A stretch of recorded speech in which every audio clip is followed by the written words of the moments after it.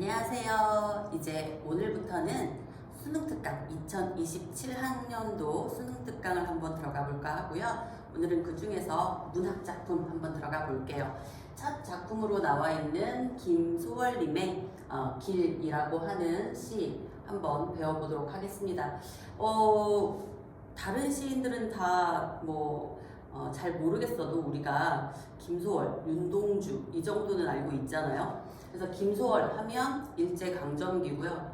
일제강점기에 있어서 어떤 방황이나 그리고 고독함이나 아니면 슬픔, 이별에 대한 아픔에 대한 이러한 슬픔을 굉장히 애상적으로 그러면서도 우리가 늘 소월의 시에서 붙이는 건 전통적이다, 민요적이다 라고 하는 표현이 있게 되죠.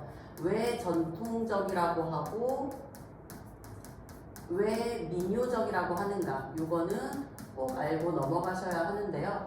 내용에 있어서, 그쵸? 내용에 있어서 이별의 정안을 많이 노래하고 있죠. 그렇기 때문에 어떤 주제적인 요소에 있어서 우리가 아주 그대로 넘어가면서 황조가라든지 공무도화가라든지 여기에서부터 시작되는 이별의 정안, 특히 남자와 여자의 어떤 연인 간의 이별의 정안을 부르는 거에 있어서 그 전통성을 계승하고 있다라고 보고 있잖아요. 그래서 전통적이다라고 하면 이별의 정안 생각해 주시면 될 것 같고요. 그러니까 이별하는 데서 느끼는 아픔, 이게 이별의 정한이에요. 그래서 그렇게 기억하시면 되고, 또 하나 민요적이다라고 하는 건 이제 형식적인 부분에 있어서 운율을 형성하는 부분이 우리 소월님은 거의 100%라고 얘기하기에는 조금 무섭고 거의 대부분이 사문보의 율격을 갖고 계시죠. 사문보의 율격을 갖고 계시면서 우리가 음수율로 따지면 7호쪽 혹은 3, 4, 5쪽 이런 식으로 우리가 표현하고 있어요. 7글자, 5글자, 3글자, 4글자 합해서 7이죠. 그래서 이렇게 따지면 사문보가 보이니까 그 사문보의 어떤 귀재라고 보셔도 돼요.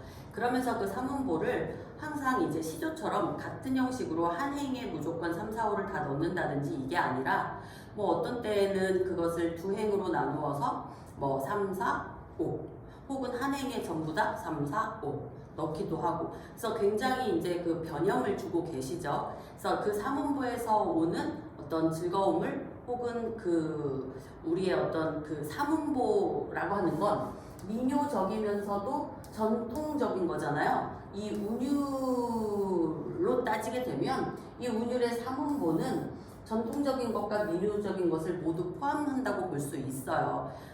시조는 사음보지만 우리가 민요라든지 이런 부분에 있어서는 사문보가 많이 보인다. 그래서 우리 소월님은 전통적이다, 민요적이다 라고 하는 말을 언제나 함께 끌고 가야 한다. 이렇게 보시면 됩니다. 이제 본격적으로 시 한번 들어가 볼게요. 길이라고 했었죠. 이 길이라고 하는 것, 이 길이라는 이 소재가 갖고 있는 좀 어떤 상징성, 원형적인 그런 상징성이 있어요. 뭐죠? 선택이죠. 어디로 가야 하나? 나는 어느 방향으로 선택을 해야 하나? 이럴 때 길이라는 단어가 많이 나오게 되고, 그러면서 여기에서는 이제 여러 가지의 선택의 그 방향은 있지만, 그렇지만 그 어디도 내가 함부로 갈 수 없는, 아무도 오라고 하지도 않는 이러한 굉장히 어찌 생각해보면 굉장히 역설적인 거야. 길은 많이 열려져 있지만 결국 내가 가야 할 곳은 하나도 없어. 길이 길 같지 않은 거죠. 그죠? 원래 길이 의미하는 그 의미성을 전혀 화자는 누리고 있지 못하다. 그래서 굉장히 역설적인 의미로서 길이라는 소재를 제목으로 삼고 있다. 이렇게 보시면 됩니다. 처음에 얘기했지만 일제강점기죠. 일제강점기라고 하는 이 시대적인 맥락을 같이 넣어서, 그리고 끝끝내 자살할 수밖에 없었던 이 작가적 맥락까지 집어넣어서 이 시의 내용을 한번 살펴보도록 합시다. 상당히 애상적이고 안타까운 그러한 내용이지 않을까 싶은데 가보자고요. 어제도 하룻밤 나그네 집에 까마귀 까까 울며 새었소. 1년 보시면 사문보가 어떻게 사문보야? 라고 보시는데 어제도 하룻밤 나그네 집에 여기까지가 사문보.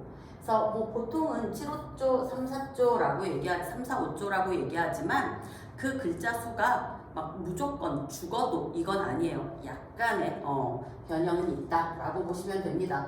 그래서 여기는 3, 4, 5조로 되어 있지만 사문보 지켜지고 있고 두 번째에서는 까마귀 까까 울며 새었소. 여기는 완벽하게 3, 4, 5를 이루고 있네요. 그래서 여기서는 사문보를 두 행에 걸쳐서 여기에서는 한 행으로 사문보를 보여주고 있다. 그래서 같은 사문보이지만 이런 데에서 이렇게 막 너무 정형화되어 있는 것에서 탈피해 보인다. 이렇게 보시면 됩니다. 그래서 어제 또한 이 보조사 도가 여기서는 어찌 보면 더 핵심이 되겠죠. 그러니까 도라고 하는 건 뭐예요? 또죠. 그러니까 어제도 또한, 엊그제도 그랬고, 엊그저께도 그랬고, 그저께도 그랬고, 계속 그랬다는 얘기인 거지. 그치? 그래서 어제 또한 하룻밤, 3박 4일도 아니고, 9박 10일도 아니고, 딱 하룻밤이야. 하룻밤 나그네 집에, 나그네가 의미하는 게 뭐예요? 정처 없이 떠도는, 안주하지 못하는 그거죠. 그러니까 하룻밤 이렇게 그 전날에는 또 다른 곳에서 하룻밤 이렇게 유랑하고 방랑 혹은 방황하는 화자의 모습을 보여주고 있다. 이렇게 생각하시면 되죠. 그래서 나그네 집에 지금으로 생각하면 막 호텔이나 이런 데가 아니라 찜질방 갈 데는 없고 잠은 자야겠고 하니까 가장 이제 좀 저렴한 그러한 것을 생각하시면 될 것 같아요. 그래서 나그네 집에 까마귀 까까 의성어 사용되고 있네요. 울며 새었소. 실제로 온 건 누구였겠어? 화자겠죠? 그러니까 화자는 까마귀는 어찌 보면 화자의 분신이다 라고 볼 수도 있고 뭐 우리 흔히 얘기하는 객관적 상관물. 근데 요즘은 이 단어가 많이 쓰이지 않으니까 그죠? 그래서 나의 감정을 대신해서 보여주는 객관적인 소재다, 사물이다 이렇게 보시면 될 것 같아요.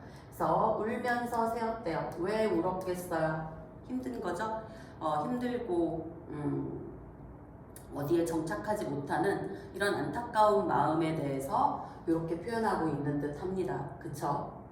오늘은 어제 지났고요. 이제 오늘이 되었어요. 오늘은 또 그지? 여전히 이어지고 있죠. 오늘도 어제와 다를 바가 없는 고난의 길인 거죠. 그죠? 또 몇십 리 어디로 갈까? 어디든 가기는 가야 하는 것 같아. 멈출 수는 없어. 왜냐면 그곳이 내가 정착하는 곳이 아니니까 또 어딘가로 또 떠나야 되는 거야. 그래서 나는 또 오늘은 몇십 리, 몇백 리를 걸어야 되는 걸까? 간다면 어디로 가야 하는 걸까? 오른쪽? 왼쪽? 모르겠는 거죠. 그래서 어디로 갈까? 전체적으로 지금 굉장히 누구에게 말하고 있는 것 같고 대화체 같지만 대화체를 표방한 독백체로 봐야 되지 않을까 싶어요. 왜? 지금 청자가 보이지 않고 있죠. 물론 뒤에서 여보소가 나오지만 뭐 그것도 사람에게 하는 여보소가 아니라서 그래서 대화체를 표방한 독백체로 보는 것이 나을 것이다. 이렇게 생각합니다. 그래서 또 몇십 어디로 갈까? 자기가 자신에게 하는 말이겠죠. 그죠? 나도 어디로 가야 될지 모르겠어. 뭐 이러한 서리적인 표현이 포함되어 있다 라고 보시면 될 거예요. 산으로 올라갈까? 들로 갈까? 정처 없는 거죠. 목적지가 없어요. 어디로 가야 할지 몰라요. 그죠? 오라는 곳이 없어. 나는 못 가오. 너무 슬프다. 그치? 그 어디에서도 나를 반겨주지 않고 있는 거지. 그래서 정말 붕 뜬 것 같은 그런 느낌. 정말 그냥 있는 그대로 지금 우리 고3 혹은 뭐 지금 고등학생 1학년, 2학년, 3학년 모두 지금 공부를 할까 생각해 보면 마음이 전부 이렇지 않을까 싶기도 해요. 그쵸? 붕 떠 있는 것 같고 어딜 가도 내 자리 같지 않고 내가 하고 있는 공부가 맞나 싶고 그치? 되게 우울하죠. 그죠? 다 맞아요. 다 하고 있는 거 다 맞으니까 아무 걱정하지 마시고 쭉 밀고 나가시면 돼요. 아시겠죠? 그리고 이어서 가봅시다. 말마소. 내 집도 정주 곽산. 소월님 고향이 북한이고요. 북한의 정주 곽산이라고 하는 곳이 실제 고향이세요. 그러니까 말도 마요. 내 집도. 이 집이라는 건 뭐야? 정착하는 곳이죠. 정착하는 곳이 나는 있단 말이야. 정착할 수 있는 곳이 있지만 심지어 차 가고 배 가는 곳이라 차도 갈 수 있고요. 배도 갈 수 있는 곳이래요.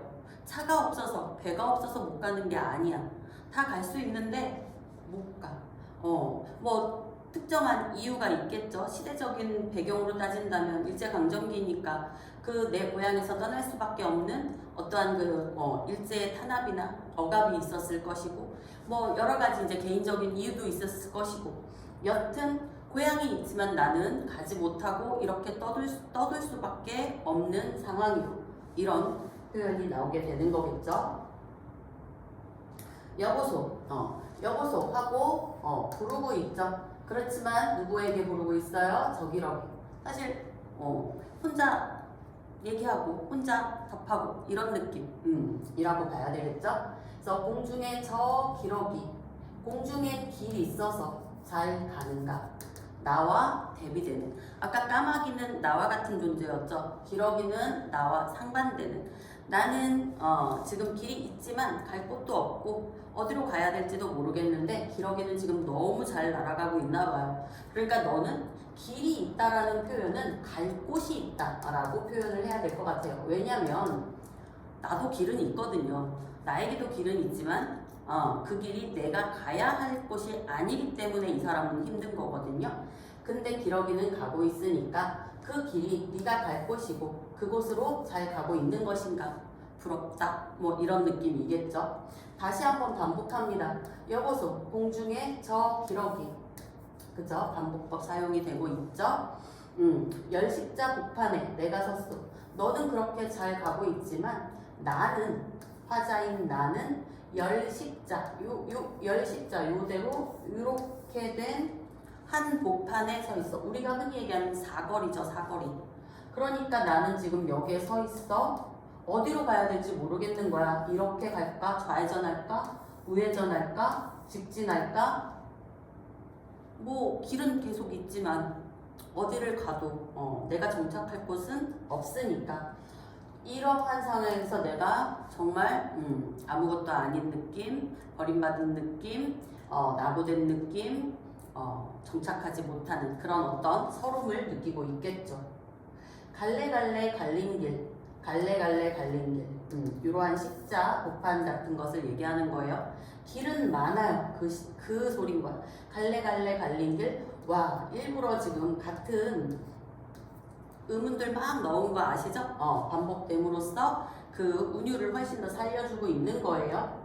그렇게 달려있는 길, 그 길이라도, 그렇게 많은 길이라도 내게는 바이, 북한 사투리라고 하는데 전혀, 도무지 이런 뜻이에요.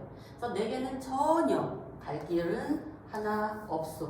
굉장히 역설적이죠. 길이 있지만 나는 갈 길은 하나도 없다. 와, 꼭 우린 마음 같네요. 그쵸?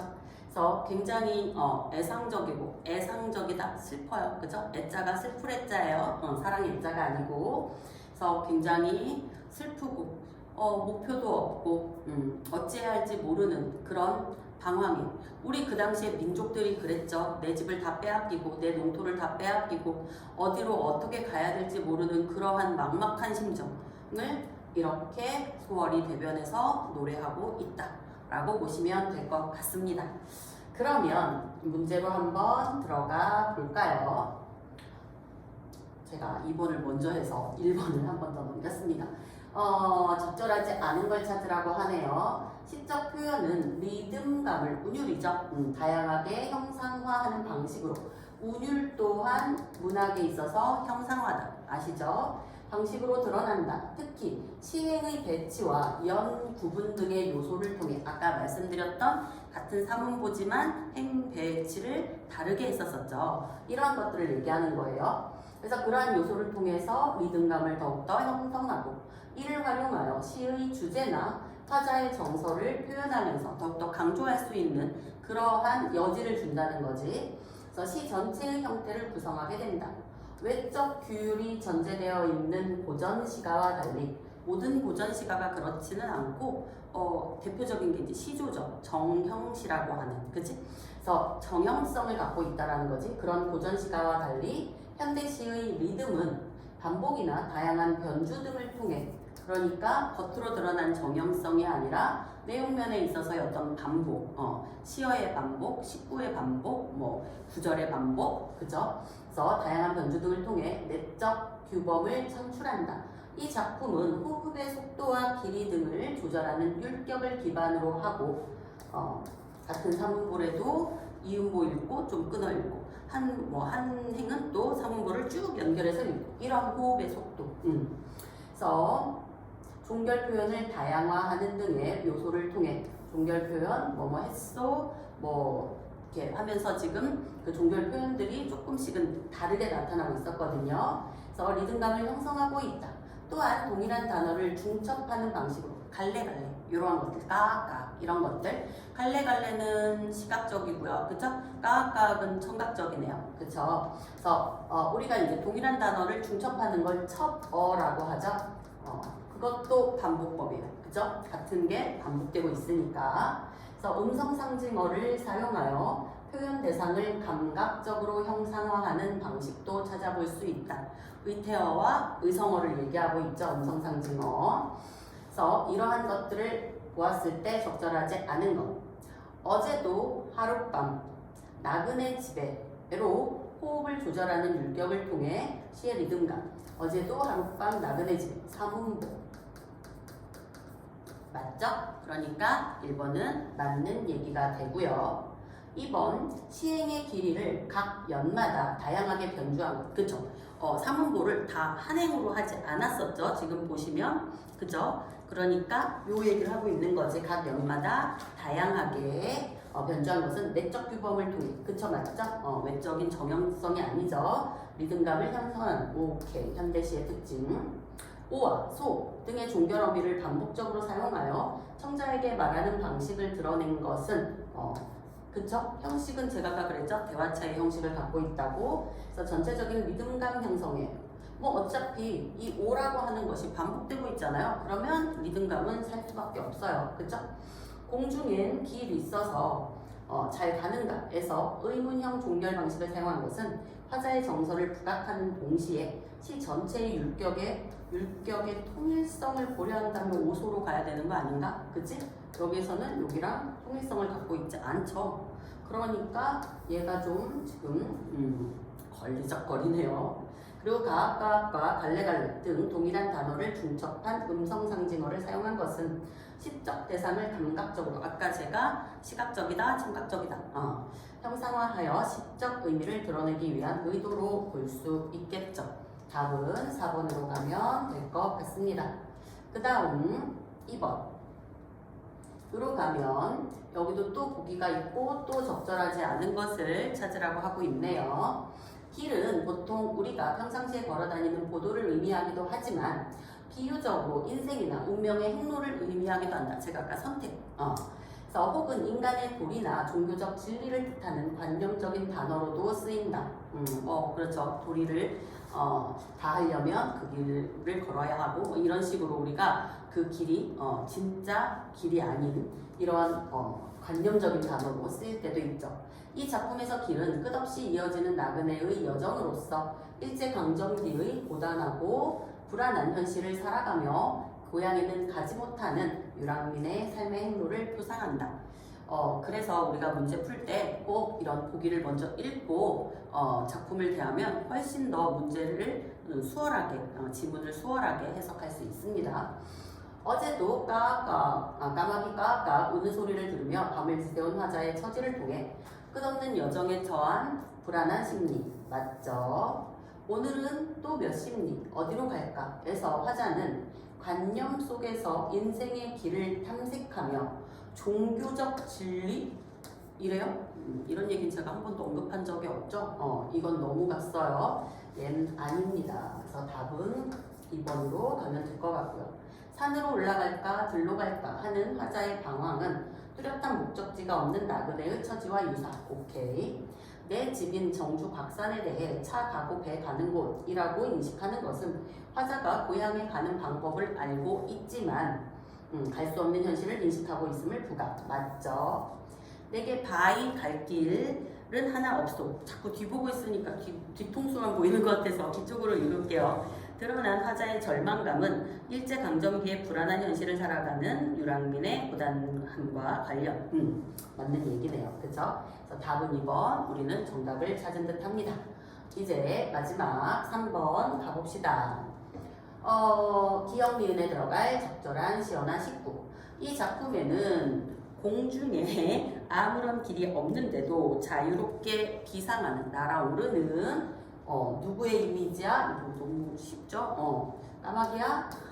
기러기겠지? 기러기의 이미지와 어디로 가야 할지 모르며 어디 한가운데에 서서 방황하고 있었어요. 앞에 보시면 열십자, 그치? 열십자.